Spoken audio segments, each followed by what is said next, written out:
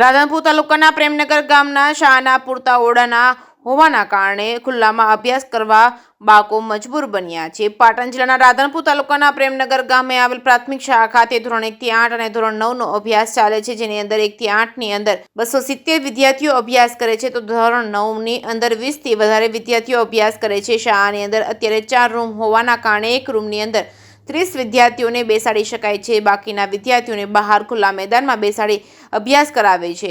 બે પાળી અલગ અલગ અભ્યાસ કરવાથી વિદ્યાર્થીઓને શિક્ષણ મળતું નથી, તો મધ્યાહન ભોજનની યોજનાની અંદર ભોજન કરાવવા માટે પણ વિદ્યાર્થીઓને ખુલ્લી જગ્યામાં બેસવું પડે છે। શિક્ષણ વિભાગ મોટી વાતો કરતી હોય છે, ત્યારે રાધનપુર તાલુકાના પ્રેમનગર ગામની શાળાની અંદર વિદ્યાર્થીઓને ખુલ્લેઆમ અભ્યાસ કરવા મજબૂર બન્યા છે। તાત્કાલિક ધોરણે શાળાના રૂમો બનાવવામાં આવે। આ ઘણા સમયથી ગામ લોકોની માંગણી હોવા છતાં શાળાઓના રૂમો બનાવવામાં આવ્યા નથી, તેને લઈને શિક્ષણ વિભાગ તરફ લોકો ઉઠાવી રહ્યા છે સવાલ। ખુલ્લામાં અભ્યાસ કરવા પ્રેમનગરના બાળકો મજબૂર બની રહ્યા છે। શાળાની અંદર 9 શિક્ષકોનું એકમ હોવાની તેની જગ્યાએ શાળાની અંદર 7 શિક્ષકો અત્યારે વિદ્યાર્થીઓને અભ્યાસ કરાવી રહ્યા છે, ત્યારે શાળાની અંદર 8 થી 9 રૂમની જરૂર હોય, પરંતુ અત્યારે 4 રૂમની વિદ્યાર્થીઓને ભણાવવા સંતોષ માની લેવો પડે છે। તો તાત્કાલિક ધોરણે પ્રેમનગર શાળાની અંદર નવીન રૂમો બનાવવામાં આવે તેવી વિદ્યાર્થીઓના વાલીઓની માંગ ઉઠવા પામી છે। જે કેસની ગુજરાતી સાથે મનુ ઠક્કર, રાધનપુર।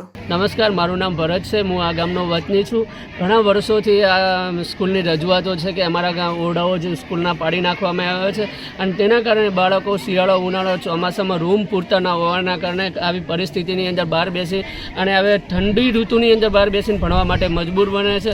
અને સરકારને 8-9 વર્ષથી અમે વિનંતી કરીએ છીએ કે કંઈ કરતાં આનો પ્રશ્નનો જલ્દી નિરાકરણ આવે, તો જેથી કરીને બાળકોને જે હાલાકી પડે છે તેનું જલ્દીમાં જલ્દી સમાધાન થાય। પણ સરકારે આંખ આડા પાટા બાંધી લીધા છે, તેના કારણે આજ દિવસ સુધી જે બાળકોને ખરેખર ન્યાય મળવો જોઈએ એવો ન્યાય નથી મળતો, અને તેના કારણે અમારા ગામનું શિક્ષણ એકદમ કથળી રહ્યું છે। તો મારી સરકારશ્રીને આપશ્રીને વિનંતી છે કે અમારો અવાજ સરકારશ્રી જલ્દી સાંભળે અને આ બાળકોના ભવિષ્ય, કારણ કે બાળક એ આવનારું ભવિષ્ય છે, અને તેના માટે જલ્દીમાં જલ્દી નવા ઓરડાઓ બને અને અમારું બાળક પણ કંઈ ભણી અને ગણી અને ગામનું અને સમાજનું નામ રોશન કરે, દેશનું નામ રોશન કરે એવી અપેક્ષાઓ છે, પણ સરકાર અમારો અવાજ આજ દિવસ સુધી નથી સાંભળતા।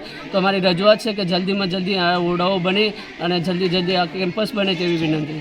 મધ્યાહન ભોજન માટે પણ ઘણા વર્ષોથી રજૂઆતો કરે છે। બાળકો શિયાળો હોય, ઉનાળો હોય, ચોમાસું હોય, ચોમાસાની ઋતુની અંદર પણ બાળકને એક બાજુ થાળીમાં પાણી પડ્યું હોય, એક બાજુ જમતા હોય, આવી ખરાબ પરિસ્થિતિ છે, છતાં સરકારને ઘણી વખત રજૂઆતો કરી, પણ આજ દિવસ સુધી સરકારે અમારો કોઈ સાંભળ્યું નથી। તો હું વિનંતી કરું છું કે જલ્દીમાં જલ્દી આ બાળકો માટે, બાળકે આવનારું ભવિષ્ય છે, તો તેના માટે જલ્દીમાં જલ્દી એનું નિરાકરણ। કયું ગામ છે?